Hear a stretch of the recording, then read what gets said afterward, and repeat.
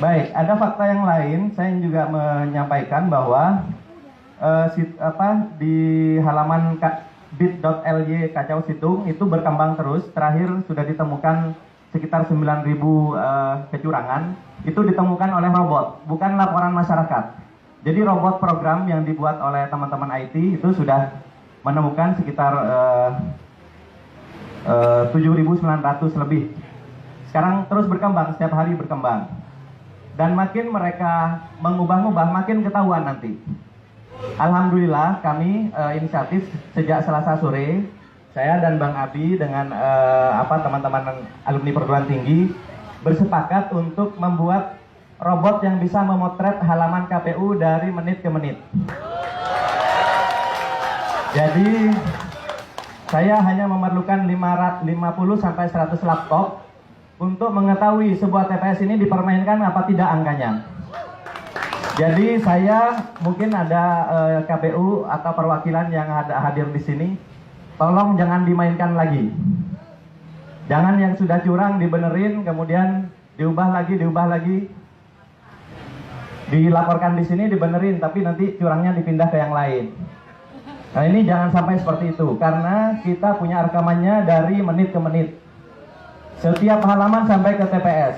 Jadi nanti boleh di-query, boleh ditanya ke mesin kami, TPS ini pernah berubah berapa kali angkanya. Ya. Jadi, dan sistem ini kami tidak menghabiskan 24 triliun. Ya.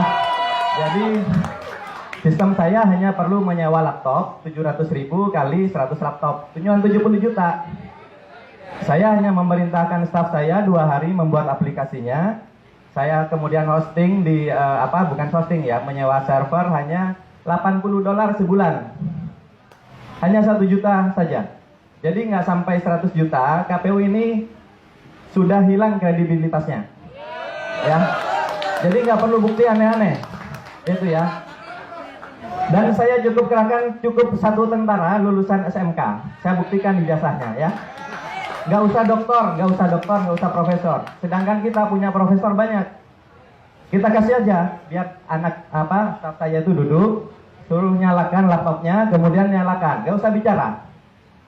Nanti setiap orang bisa query nanya di mana saja kecurangan itu, gitu ya. Itu fakta-fakta yang harus kita lawan, gitu ya.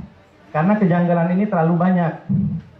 Kalau salah entry, Bapak Ibu sekalian beli tiket, salah entry nomor KTP saja tidak bisa masuk ya. Nama Bapak ditukar ditaruh di nomor KTP, nomor KTP-nya di nama Bapak atau nama Ibu ya. Kira-kira bisa pesan tiket atau tidak? Baik.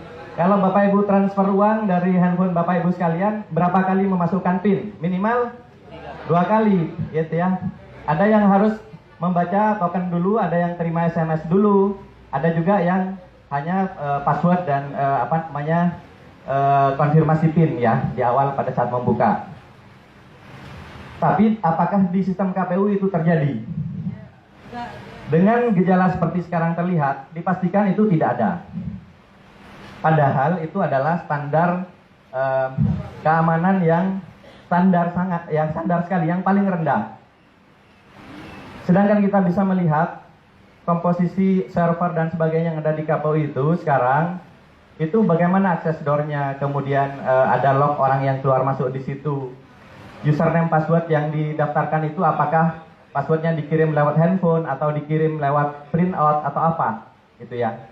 Apakah ketika terima password harus langsung diubah setelah login pertama kali? Nah itu kan harus diperiksa semua.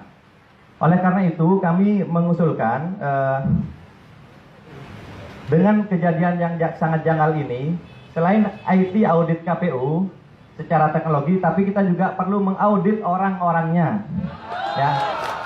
Jadi dalam IT audit itu selain servernya, programnya, itu juga orangnya. Apakah betul sidik jari mereka didaftarkan misalnya untuk masuk ke ruang server? Dan server itu, mohon maaf, apakah betul ada di situ? Kemudian untuk masuk harus pakai VPN. Saya kok tidak yakin. Itu ya. Kemudian sekarang dari KPUD itu yang menginput data, saluran VPN-nya seperti apa.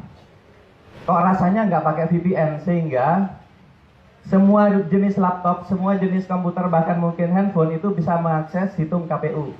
Itu tidak boleh. Pertama, rawan untuk down ya. Yang kedua, rawan dimasuki oleh intruder. Yang ketiga, ya sudah, saya yang paling curiga, yang ketiga adalah social engineering. Jadi password-password itu memang sembarangan dikasih, atau dikasih ke orang-orang tertentu yang mengamati angka-angka yang gampang dimanipulasi. Misalnya 11, jadi 111. Dia nggak nginput misalnya 211, dia bikin 111. Karena nanti bisa bilang keyboardnya rusak Pak gitu. Itu ya, jadi lebih memilih nambah di depan daripada nambah 0 di belakang. Lebih banyak yang seperti itu kasusnya. Kemudian punya kita berapa? Ada silang 111, silang 11, dimasukkan 111. Nanti bilang, Pak maaf Pak ngantuk. Nah yang seperti ini boleh